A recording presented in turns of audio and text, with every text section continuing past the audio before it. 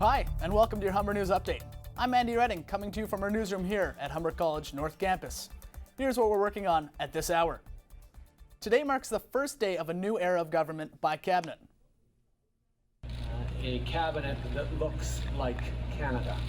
Justin Trudeau's hand-picked team of 30 ministers will begin work today. Trudeau says the Liberal government will not become a one-man show and to expect the diverse cabinet to govern together.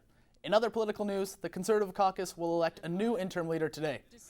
Prime Minister Stephen Harper is expected to speak and take responsibility for the party's failure in this past election. Tune in at 2 o'clock for more details developing on the Hill. Elsewhere in Ontario, utility giant Hydro One debuts on the Toronto Stock Exchange today. This is one of the largest initial public offerings in Canadian history.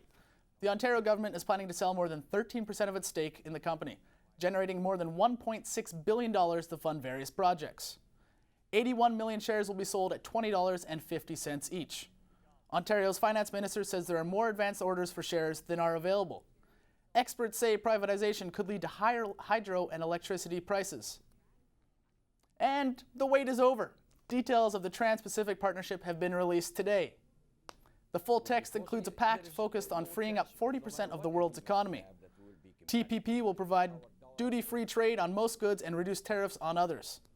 The deal has come with its fair share of criticism about its lack of transparency.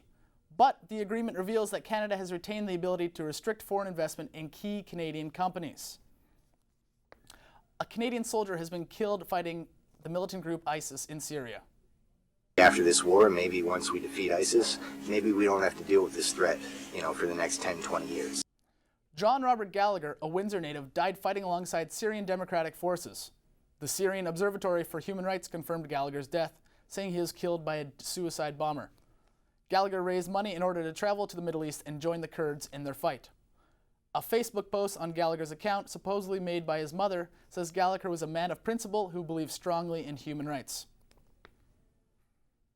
In the world of sports, the Raptors win again, the Leafs lose again, and Chicago and St. Louis played a barn burner last night. But turning to weather. The forecast is overcast, but hot. Temperatures will hit a high of 19. We'll have your full 3-day forecast at 2.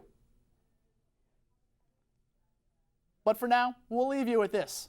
Watch out, Ed McMahon. A Thai elephant is giving the funny man a run for his money. Okay. Tomorrow, a giant elephant delivered a giant check to the Thai ambassador in Israel. The $1,500 donation comes from the Jerusalem Biblical Zoo and will go towards a hospital in Thailand. The CEO of the zoo says that contributions come from Israeli children who have donated to the animals over the years. That's your 12 o'clock update. We'll be back with more Humber News at 2.